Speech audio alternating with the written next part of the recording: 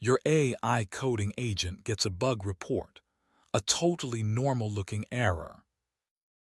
It reads it, decides how to fix it, and quietly hands an attacker your cloud keys, your tokens, your private source code.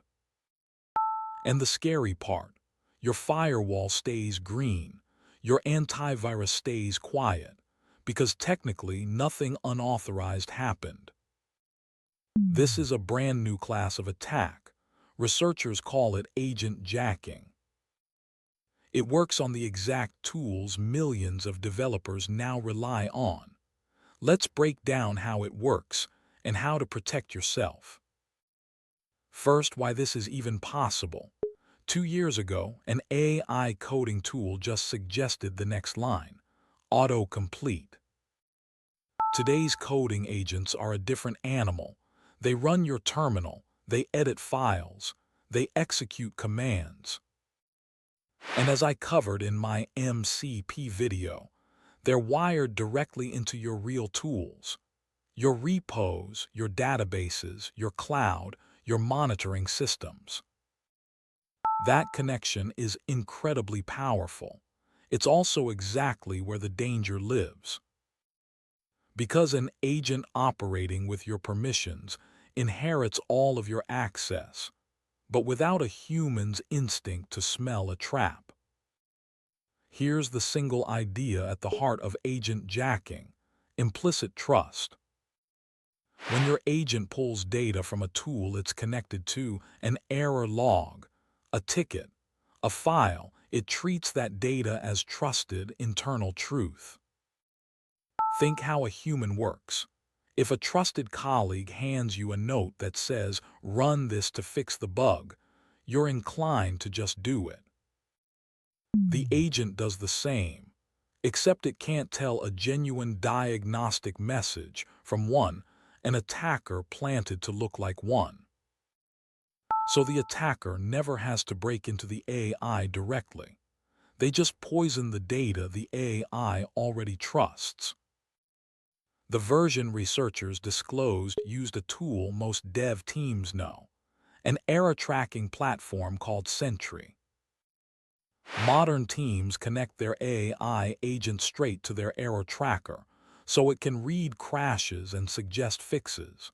Super convenient. But that tracker accepts incoming reports, and an attacker can craft a fake one that looks exactly like a normal crash log, with helpful-looking resolution steps. To a human glancing at it, it's just another stack trace. But the agent reads those planted steps as instructions to carry out. Poisoned data goes in. The agent trusts it. The agent acts. That pattern hijacked several major coding agents in the researchers' tests. Now here's what makes this genuinely new.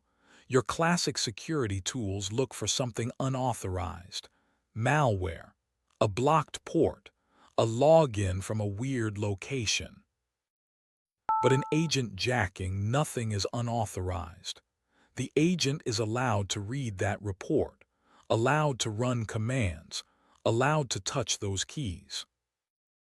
Every single link in the chain is permitted.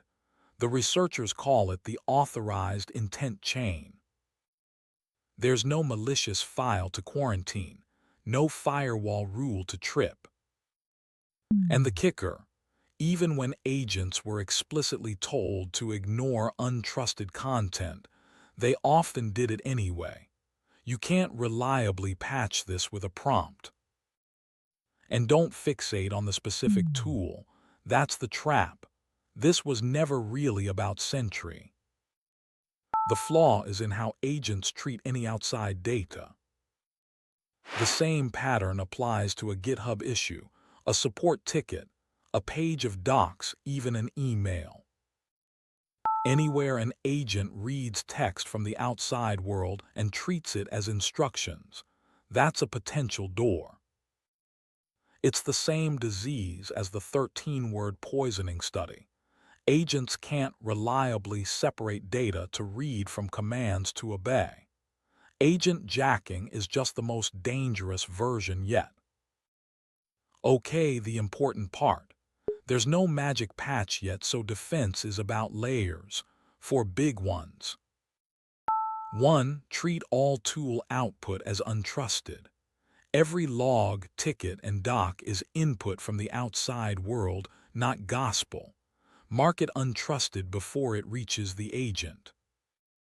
2. Put a human at the action boundary. For anything high stakes, commands, credentials, deploys require a human approval step. The agent suggests, a person confirms. 3. Least privilege. Give the agent narrowly scoped, short-lived credentials so even if it's tricked, the blast radius is tiny. 4. Lock the exits. Egress controls limit where the agent can send data, so stolen secrets have nowhere to go.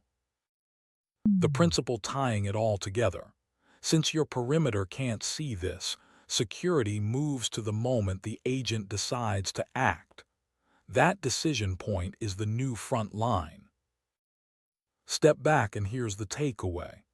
As we hand agents more autonomy, the attack surface changes shape. It's not just your database or your web app anymore.